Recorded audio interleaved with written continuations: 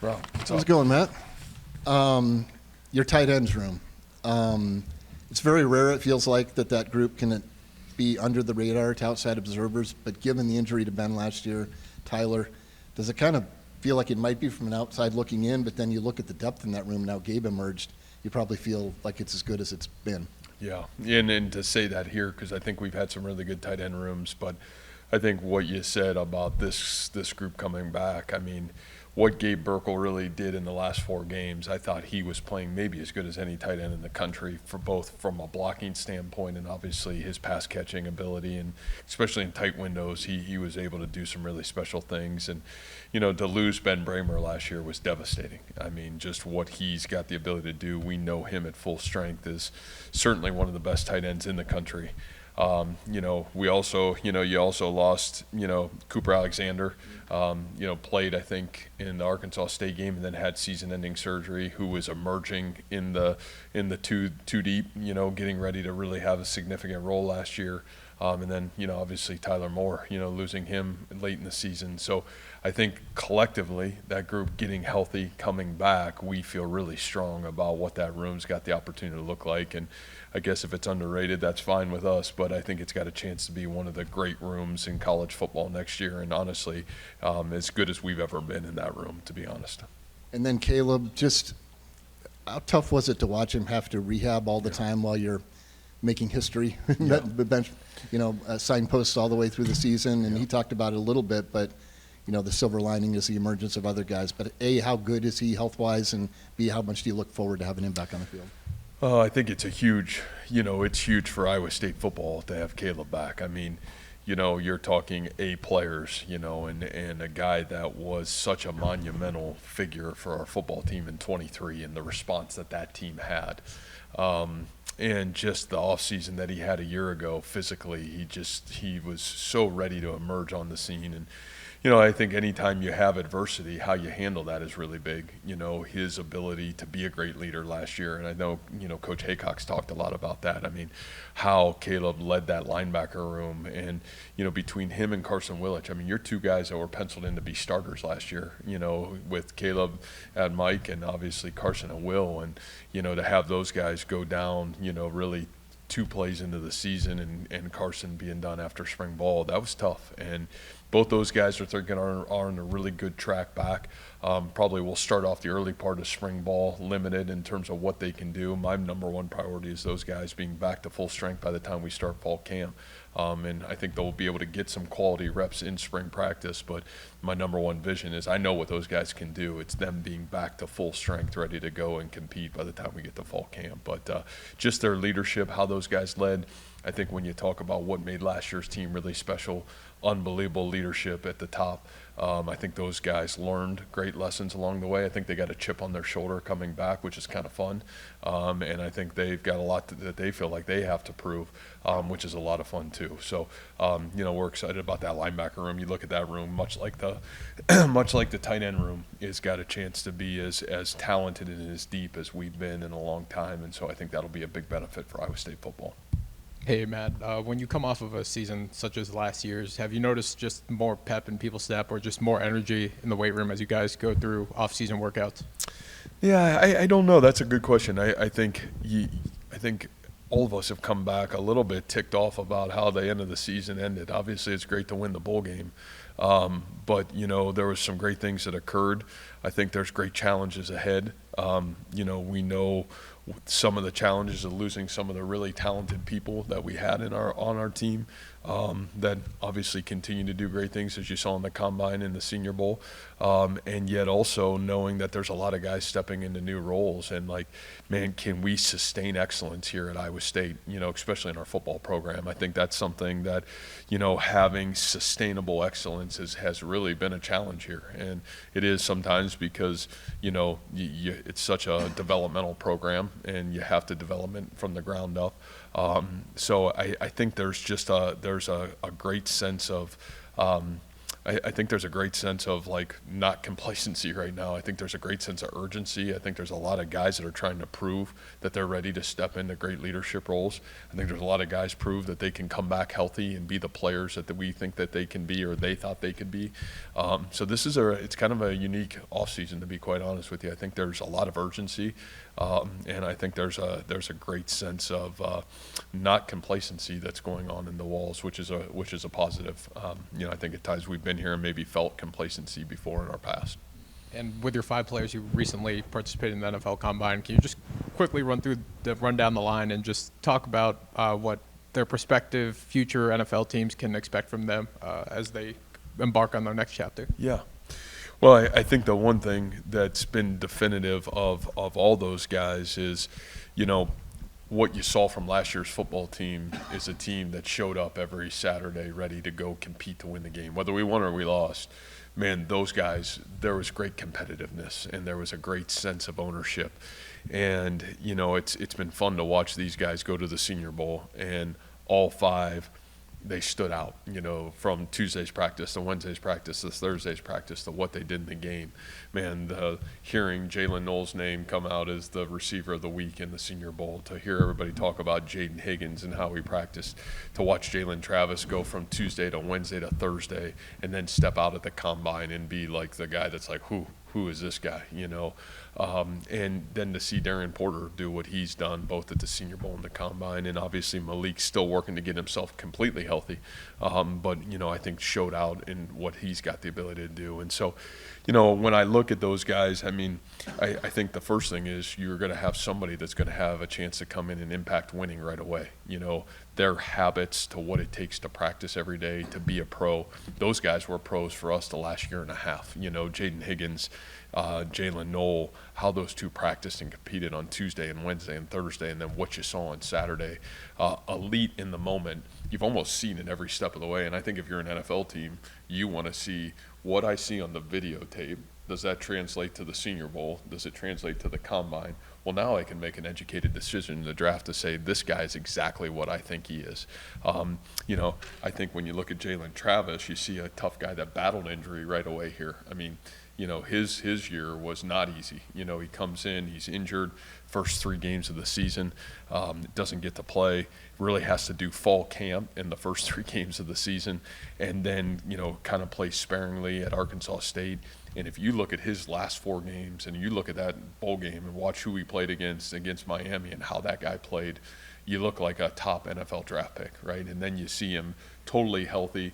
I thought he really came on the last 2 practices at the Senior Bowl, and then to watch what that guy did at the Combine. I think he's as fast of a riser right now in the NFL draft as any of our players. And then, Darian's story, I think just, again, does he love football? Is he committed? Well, man, a guy that's been able to battle like he did, how he played in the critical moments for our football team last year, and then to see what he did at the Senior Bowl, to see what he did at the Combine, you see a guy that's got great competitive excellence. And it's rare to find guys with that length, with that speed, the ability to play those special teams reps.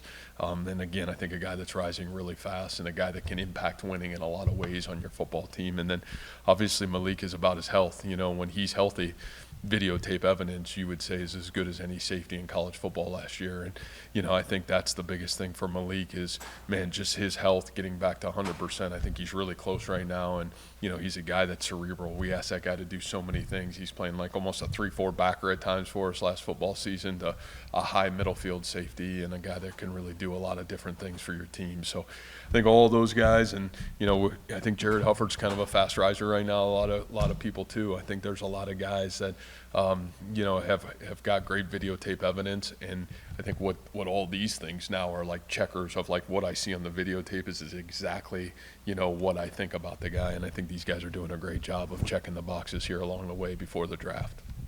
A little bit earlier, you mentioned the health status of Wilchin Bacon being somewhat limited in the spring. Can you just kind of take me into what it looks like for Daniel Jackson, Will McLaughlin, Kilberzina, Drew Sturgis, all guys who either missed significant time last year or returned late in the year through injury?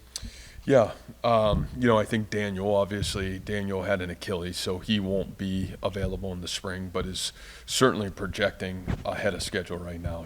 My expectation is as long as there's not a setback, should be ready for fall camp and be ready to go. And again, I'm excited about Daniel. Obviously, his veteranness, his up and downs, from a health standpoint in his career, huge to be back on our football team. He has a chance to be a great senior for us this year, and I think really critical for us. Will McLaughlin, I think Will's at 100%, has had a really great offseason. Physically, he really did his fall camp during the midpoint of the season, and to really do what he did for our football team last year at about probably 60% was incredible. So I think getting him back truly healthy, having a real offseason, physically being in a great spot, will be 100% going into spring ball, which I think is really big for us. Drew Surges, same boat. I think really has had a great winter, back to 100%. A guy that I fully expect to be ready for spring practice, has really done a great job in terms of physically getting himself healthy and back ready to rock and roll. Cale Brazina, probably a little bit like Carson, but I see him ready to go at full 100% as we get ourselves ready to go for spring practice. So I don't think there's going to be much restriction. I think we'll have to be smart early, but I think he'll be ready to go for spring ball. And then you hired Jake Landry from North Dakota State to replace Tyler Roll at the running back position.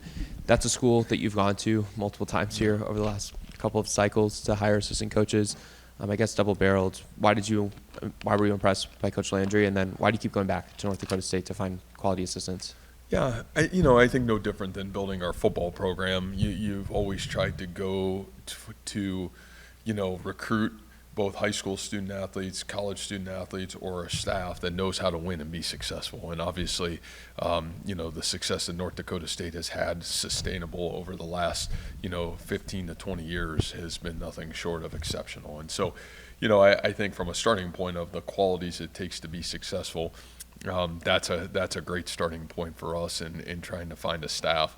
I think Jake's situation is probably a little bit unique just because, maybe a very different path than maybe even Coach Pauly, and obviously what could Tyler Roll have. Jake only at North Dakota State a year as the offensive coordinator.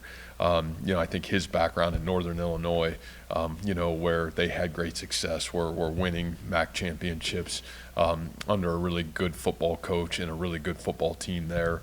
I think his background of then going to Temple, coaching the running backs over there, being a part of that team and that rebuild. And then I think his coordinator opportunities, at St. Thomas, was a coordinator for 2 years. They won the conference as they transitioned from Division III to, FCS level and really did a great job leading that offense, bringing in some different changes, and I think did the same thing in North Dakota State. So I think 2 for 1 has coached the running back position, has been successful in that. Everywhere he's been, he's impacted winning in a really positive way. Won a state championship in high school as a quarterback. And then I think at the end of the day, he's got a big picture vision of offensive football too. So I think we were looking, how do we push that running back room, which again I think we feel is really talented and has got a chance to be elite. But equally, how do you continue to help us grow offensively and be the best offense we can be? Those were really the criteria we were looking for, and Jake really fit it for us.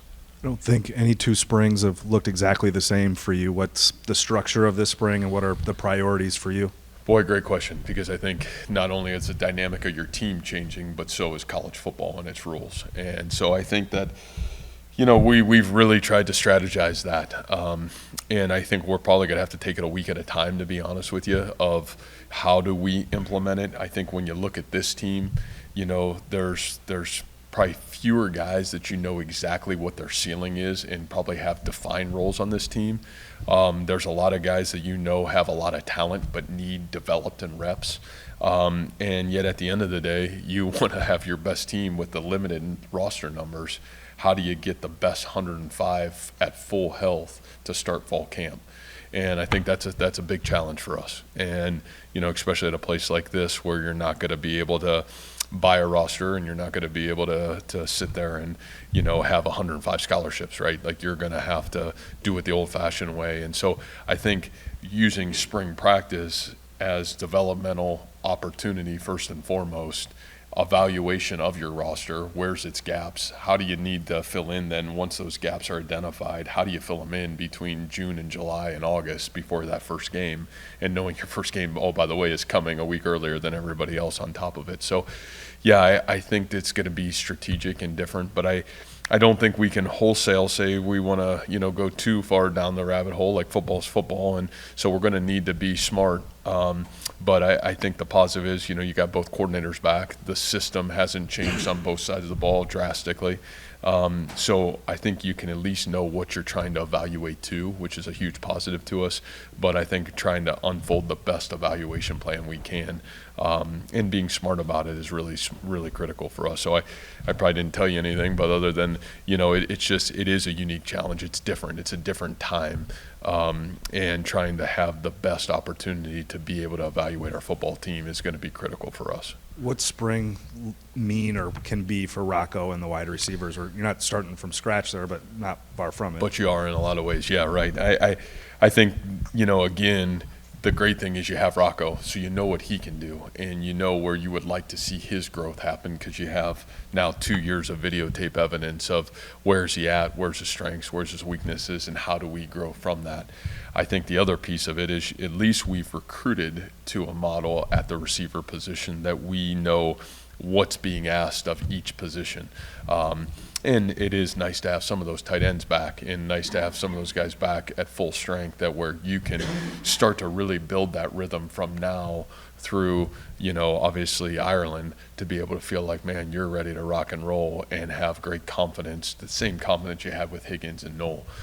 So I think from our end of it it's just timing, and to be honest with you, we've put very little of that the last 8 weeks. The last 8 weeks for us has been, man, bigger, faster, stronger. What are the habits, championship habits it takes in nutrition and strength, conditioning, all these areas, and trying to build our team up that way. Now as we come back off of spring break, we're going to take it really slow and right, but really starting fundamentally being at our best. And it starts in that, we just got done talking about it, the receiver room, and Rocco really getting on the same page and really trying to, get great competitive reps. Just do it smartly and give our guys the best opportunity to create some momentum coming out of spring practice with that group for sure. Looked like there were one or maybe two position changes as you got ready for the bowl game. Benny, is he over at safety now full-time? And then Kai Black, it looked like he's still listed as a receiver, but is he going to be a tight end now? Yeah. So Benny is at corner, Okay. and Benny really took great reps. He got really all of bowl prep at corner, and I think Benny's at 194 right now. I mean, he's had a really great winter. I thought he really had great bowl prep. I think the last practice here had a huge interception in a 2-minute drill. Benny played really good corner in high school. I think his last year and a half, some of his most impressive reps were at corner. And so, I think always in the back of my mind, a lot like Darian, like I felt like this was a guy that, if it didn't translate right away, probably is a high-end NFL corner. And I really feel that way. I think, probably even played more corner defensive football than what Darian did in high school. And obviously we're flipping it a lot faster than we did, with Darian. So I'm excited about what he's got the ability to do. Yeah, Kai, I think from our end, just trying to find the right fit for Kai. I think Kai's like 241 right now, so, he's a big body who's always been trying to kind of keep the weight off, and, we've allowed him to kind of like go at it and put the weight on. And again, we'll kind of see where he rolls, but probably between some of that outside receiver and certainly tight end, trying to find the right home for Kai. Then the recruiting calendar kind of changed a little bit this year. You guys come right out of the bowl game, and then January you're on the road. What was the couple months after the bowl game like, and then February you kind of dial it back a little bit, and how was that for the staff? Well, it wasn't super fun coming right back in January and having to get back on the road, I'll tell you that. But honestly, probably in a positive way, being here with our football team in December was a huge win. I think the recruiting calendar positive piece of it is that, you get done with the season, especially coming off of the Big 12 championship game, being able to be back here with our football team, being able to collectively, where are we? where are our challenges, how do we move ourselves forward the best way possible. I think it allowed us to get off to a great start when we got back out on the road in January. And, I think we put our perspective on 26 recruiting, and we're able to go make a great headway in it. I think Derek and his staff had done a great job already identifying. We had a lot of those kids up on our campus for games, and to be able to, for me as the head coach, to be able to get out and see, especially in our 6-8 hour radius, to see a lot of these kids in their home or at their schools and in their competitive environments. I would think it was really big from my perspective of it, to be able to be there and be with our guys, because I think that's the thing that's probably missing. In the old world, in December, I would go into the homes of our 25 commits and be able to see them, and probably the frustrating part of it, that doesn't happen anymore. So you got to really work almost a year and a half ahead and try to be able to get to see these young people that you believe in their environment. I like that because I think it helps you understand who you're recruiting, what's their family, what's their structure, what kind of humans are these. And so I probably enjoyed being back on the road a little bit in 26 or in January, just because it allowed me to get a head start on some of these guys. And then February was nice to be back here with our own team. This team is young. This team is probably young in leadership experience, not young maybe in terms of its own experience. And I think the reality for us to kind of get back here and really be back around our football team and kind of be able to watch this group start to grow up together, it's been enjoyable. And so it's been a really good 8 weeks for us. We're excited about where we're at. I think we're going to have a great week this week before spring break. And man, the first quarter of this season will be over, and now you're heading into spring ball and, another huge evaluation phase for this football team. But yeah, it's been an interesting calendar for sure, but you got to grow and adapt with it. And we were able to do, I thought, handle it and use it to our advantage in every way. Matt, what are your roster numbers as you get ready for spring practice, and how might that change as you go through summer and where you need to be for preseason camp? Boy, great question. I think right now when you look at our roster, we're until our freshmen that are coming in June. I think right now going into spring ball, I think you're right around like 110 guys. Once we had those guys in June, if all those young people would stay on our team, you could be somewhere right around 120. And again, I think in April we'll have more clarity exactly, is this rule going to what the rule says it's going to be? Is it not? You can imagine trying to be the head coach right now and trying to do it where culture and kids are most important, which is, for me, that's way more important than any win or a loss. Like, how do we treat all these kids on our roster? How do we make sure we do it the right way, the culture in our program? And so it's a challenge, to be honest. I think what we've tried to do is be completely transparent with all of our kids. Man, is there a chance you could or could not be on our roster in the fall based on the 105? How do we set up a fair and real opportunity to evaluate our football team so you know exactly where you stand? And, if there's a time for you to make a decision that's in the best interest of you or your family, you can do that. It's not easy. Obviously, at a place like this where culture is really important, that's more important to me than anything else. So, yeah, that's a great question, and certainly a good challenge for Iowa State football for sure right now. Yeah. Hey, Matt, good to see you. Good to see you. What can you tell us about a spring game, and how is your philosophy on what that event should look like have changed potentially? Oh, I think my philosophy on that changed a long time ago, but everybody's just catching up to me.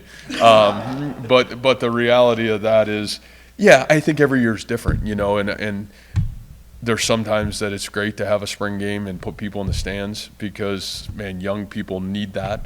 I'm not scared about people recruiting our guys. Like, shoot, they've been recruiting them for the last 4 years. Our guys just keep staying. But the reality of it is I'm probably more conducive to, like, what's best for the team.